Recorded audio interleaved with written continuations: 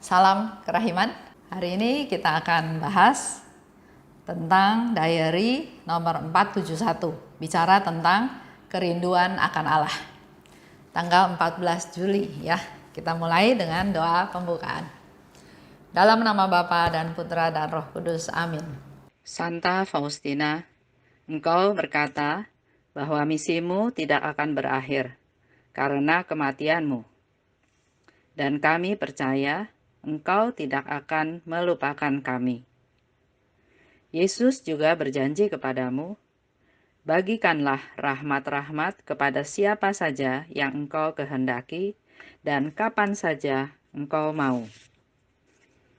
Berdasarkan hal tersebut di atas, kami meminta doa syafaatmu Santa Faustina, terutama untuk rahmat yang akan kami butuhkan, yaitu rahmat kesetiaan pada inspirasi Roh Kudus dan menjadi orang yang suci. Tolonglah kami agar percaya pada Yesus seperti yang Engkau lakukan dan memuliakan Tuhan di setiap saat dalam hidup kami. Amin. Dalam nama Bapa dan Putra dan Roh Kudus. Amin. Diary 471. Pada suatu hari, ketika aku sedang melaksanakan adorasi dan rohku merasa rindu setengah mati akan Dia, dan aku tidak lagi dapat menahan air mataku, aku melihat suatu roh yang indah luar biasa yang mengucapkan kata-kata ini kepadaku. Jangan menangis, kata Tuhan. Sesaat kemudian aku bertanya, siapa engkau? Ia menjawab, aku adalah salah satu dari ketujuh roh yang berdiri di hadapan tahta Allah, siang dan malam, yang memuji Dia tanpa henti. Tetapi roh ini tidak dapat meredakan kerinduanku, malah membuatnya menjadi semakin merindukan Allah. Roh ini sangat indah, dan keindahannya muncul dari kesatuan eratnya dengan Allah. Roh ini tidak meninggalkan aku sedetik pun, tetapi menemani aku di mana saja. Suster Faustina sangat rindu akan Allah. Bahkan salah satu roh yang ada di samping Allah datang pun enggak mengobati rasa rindu dia, bahkan dia semakin rindu. Sebelum lihat di 471, saya mau ajak ke belakang dulu. Lihat di 468. 468 itu adalah hari pembaharuan kaul. Jadi pada malam hari ada hari pembaharuan kaul. Apa yang dijanjikan, di-remind, diulang, diingat kembali tentang janji-janji tersebut. Aku merasakan dalam jiwaku kerinduan yang besar akan Allah. Jadi Suster Faustina sangat rindu kepada Allah. Itu pun disebutkan dalam 469 dan 470. Pada saat adorasi, tadi dikatakan ya, rohku rindu setengah mati akan Dia dan aku menangis. Sangat rindu ya, ingin ketemu Tuhan. Ada roh yang indah dikatakan. Jangan menangis, kata Tuhan. Suster Faustina tanya, siapa engkau? Aku adalah salah satu dari ketujuh roh yang berdiri di hadapan tahta Allah siang dan malam. Jadi sekarang kita punya sedikit gambaran ya.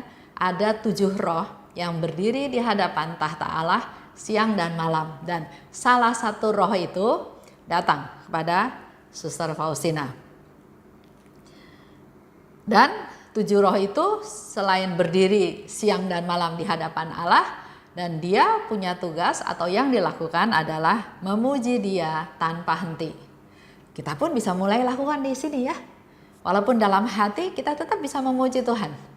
Lihat udara yang segar, lihat cuaca yang cerah, lihat orang-orang sekitar sehat, ada telepon dari teman yang sudah lama nggak pernah telepon, dia telepon. Kita syukuri. Kita bergembira, kita memuji Dia karena itu semua adalah karena belas kasih Tuhan. Roh ini tidak meninggalkan aku sedetik pun, ya, Suster Faustina katakan. Dia mendapat teman, mendapat pendamping yang mendampingi dia. Suatu rahmat yang besar ya. Kita juga bisa minta supaya Tuhan mengirimkan malaikat-malaikat pelindung kita untuk kita rasakan bahwa di sekitar kita ada malaikat pelindung. Sebetulnya setiap manusia itu punya malaikat pelindung.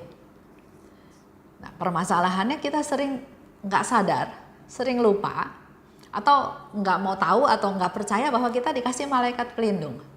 Tuhan itu kasih kita malaikat pelindung, dan malaikat pelindung itu memang hanya melindungi kita. Bukan kan nanti kalau kita mati, malaikat pelindung itu tugas untuk dampingi orang lain, enggak, hanya untuk kita sendiri. Roh ini tidak meninggalkan aku sedetik pun, katanya ya, tapi menemaniku di mana saja. Bicara tentang malaikat pelindung, saya mau sharing. Saya suka setir ya. Saya suka setir mobil, jadi kalau kemana-mana saya lebih banyak yang nyetir daripada Haryanto, daripada suami saya. Pernah dari Jakarta sampai Bali, pernah dari Jakarta ke Palembang, pernah dari Jambi sampai ke Medan. Saya suka setir ya. Begitu pula sekarang dengan umur saya yang sudah 64, Papa kan tinggal di Tegal. Jadi saya secara periodik juga mengunjungi Papa. Dan saya lebih suka setir daripada naik kereta api. Ada kalanya ngantuk ya, ada kalanya ngantuk. Jadi kalau lagi setir, ngantuk, ya sudah ditahan-tahan dengan berbagai cara. Tapi pas ngantuk sekali ya, tiba-tiba seperti ada yang membangunkan, seperti ada yang menyadarkan. Ya, pernah satu kali saya setir malam waktu itu, gelap, nggak gitu kelihatan, perjalanan dari Jakarta ke Tegal. Waktu itu gelap, saya setir biasa aja, saya setir biasa. Tapi kok tiba-tiba saya merasa ban saya sebelah kanan berjalan bukan di aspal, tapi di tanah yang berbatu ya. Wah, saya kaget. Saya banting setir ke kiri.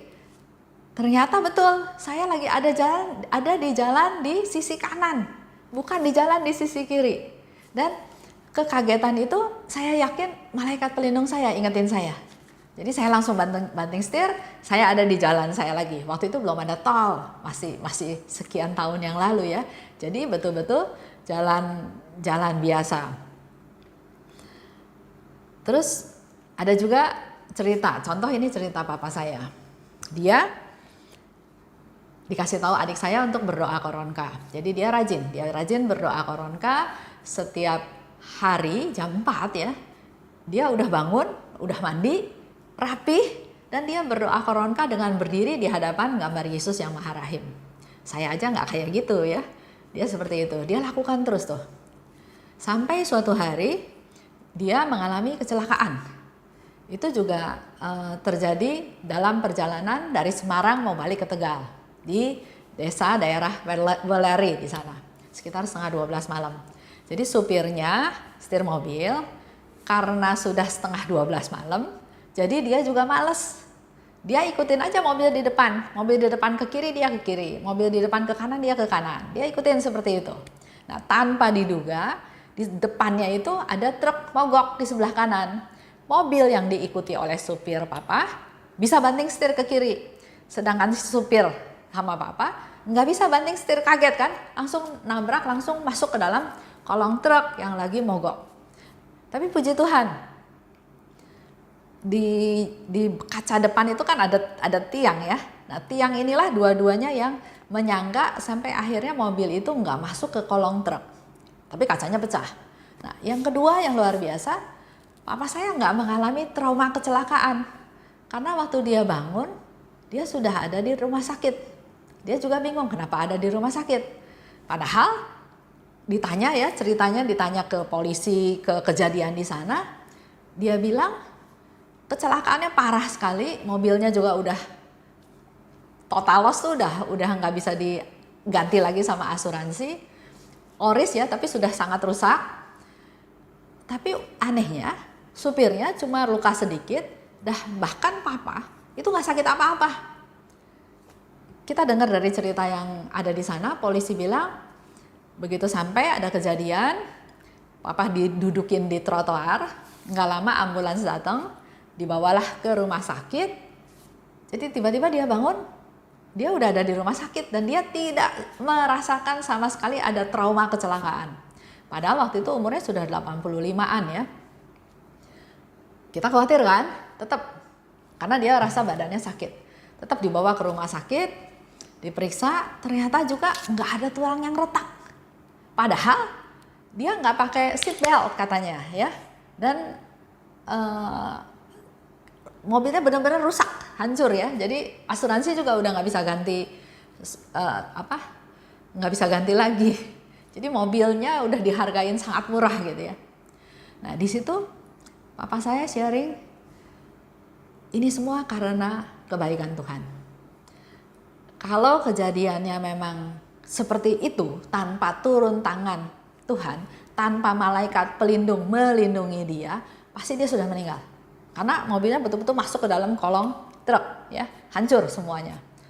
Yang kedua, dia yakin pertolongan Tuhan itu karena dia rajin doa koronka. Dia rajin berdoa koronka setiap hari, mungkin sudah 2 tahun dia berdoa koronka sebelum kejadian tersebut.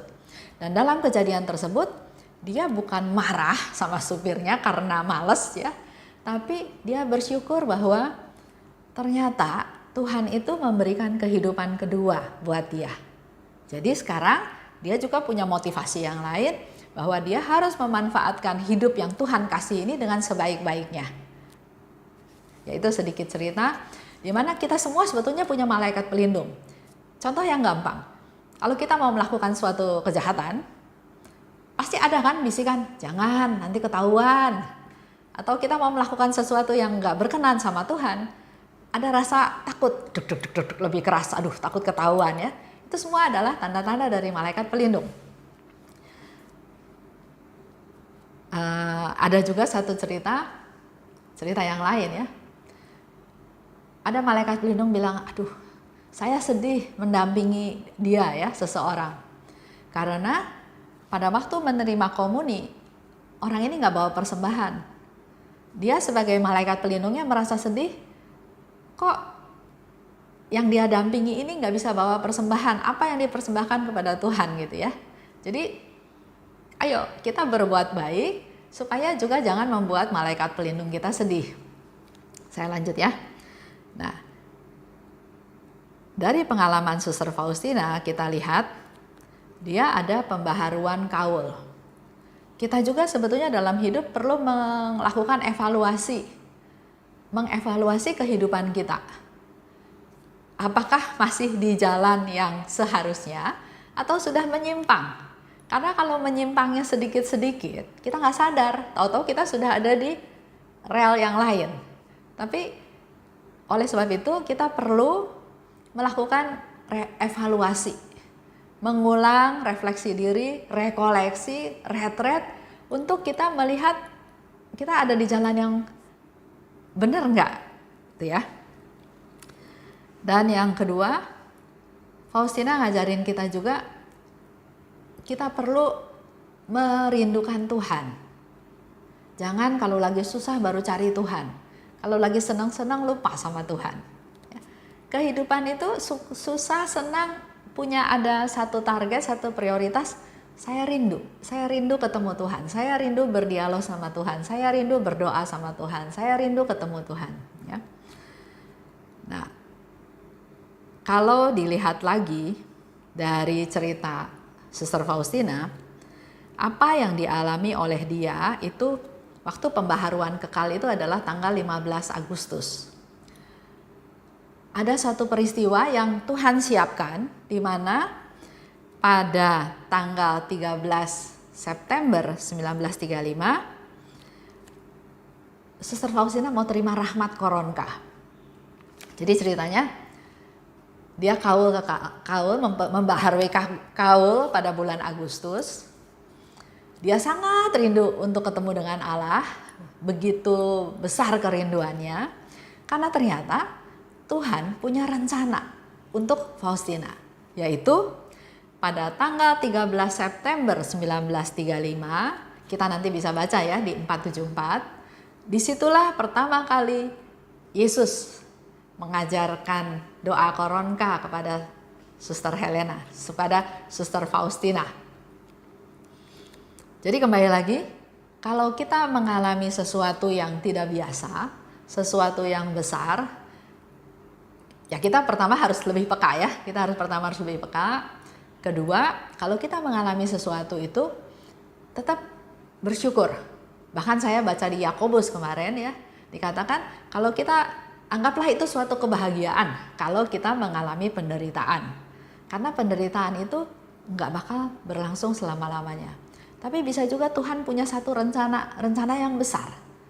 Seperti saya sudah kasih tahu beberapa waktu yang lalu ya. Ada suatu rencana besar pasti sebelumnya diikuti dengan hal-hal yang luar biasa. Nah, di sini Suster Faustina bulan September mau diajarin sama Tuhan Yesus tentang doa koronka. Di bulan Agustus dia merasakan kerinduan yang sangat besar kepada Tuhan. Kita refleksi ya dalam hidup kita sehari-hari. Seperti yang tadi saya katakan, kita perlu pengulangan janji-janji kita atau komitmen kita atau arah hidup kita. Contoh kalau dulu di gereja kan ada misa atau perayaan hari ulang tahun pernikahan ya, HUP, hari ulang tahun pernikahan. Setiap bulan mereka yang menikah di bulan tersebut dirayakan dalam perayaan Ekaristi secara meriah, dan kita yang hadir juga kembali diingatkan tentang janji pernikahan. Di dalam janji pernikahan kan ada jadi istri yang baik, jadi suami yang baik, yang menjaga anak-anak, apalagi kalau dikaitkan dengan pesan Bapak Paus ya. Bulan Juli adalah bulan keluarga, mana kita harus betul-betul memperhatikan anggota keluarga kita. Dengan situasi yang ada, jangan membuat anggota keluarga kita stres. Kita yang harus membawa sukacita, kabar gembira, kekuatan, penghiburan buat anggota keluarga kita. Yang kedua, tidak akan ada hasil kalau kita nggak dekat sama Tuhan. Makin dekat sama Tuhan, maka pola hidup kita menjadi pola hidup yang semakin baik, yang baru ya. Jadi tadi dengan pembaharuan atau mengingat kembali, mengevaluasi hidup kita, syarat yang kedua kita harus dekat sama Tuhan. Kalau ikut dengan kemampuan kita sendiri, nggak bisa, akan gagal terus. Gagal, nantinya jadi stres, nantinya jadi depresi. Maka ayo kita bersandar pada Tuhan, mengandalkan Tuhan, berserah pada Tuhan, ungkapkan rencana kita pada Tuhan, biar Tuhan yang kasih kemampuan, kasih kekuatan untuk kita dapat melaksanakannya. Dan yang ketiga, kalau Tuhan bisa pakai Suster Faustina, Tuhan juga bisa pakai kita semua. Ya. Ayo, kita juga mempersiapkan diri untuk sesuatu yang besar. Contohnya yang paling gampang adalah ayo kita jadi alatnya Tuhan. Bukan maunya saya lagi, tapi ini saya Tuhan, pakai saya sebagai alatmu Tuhan. Dia bisa pakai kita sebagai cangkul, dia bisa pakai kita sebagai tongkat, dia bisa pakai kita sebagai pena untuk menulis ya. Terserah Tuhan. Tapi yang penting adalah kita peka, kita mempersiapkan diri, dan yang paling penting lagi adalah ya Tuhan, saya mau. Karena kita punya kehendak bebas kan? Oke, itu aja ceritanya untuk tanggal 14 Juli. Kita tutup ya dengan doa penutup. Dalam nama Bapa dan Putra dan Roh Kudus, amin. Terima kasih Bapa atas rahmat-Mu yang Kau berikan pada kami pada hari ini. Kami bisa banyak belajar dari Suster Faustina dalam kehidupan kami sehari-hari. Kami perlu mengingat kembali janji-janji kami, panggilan hidup kami, apakah sebagai istri, sebagai suami, sebagai anak, sebagai orang tua. Mampukan kami untuk bisa mengevaluasi hidup kami Tuhan. Dan berikutnya kami juga ingin menjadi alat-Mu Tuhan. Pakailah kami menjadi alat-Mu. Mampukan kami Tuhan untuk semakin hari semakin dekat kepadamu. Tumbuhkan rasa rindu dalam hati kami Tuhan untuk dekat denganmu, untuk mengenal Engkau, dan terlebih lagi untuk dimampukan untuk melaksanakan firman-Mu. Bunda Maria, doakanlah kami. Santa Faustina, doakanlah kami. Amin. Dalam nama Bapa dan Putra dan Roh Kudus. Amin. Salam kerahiman.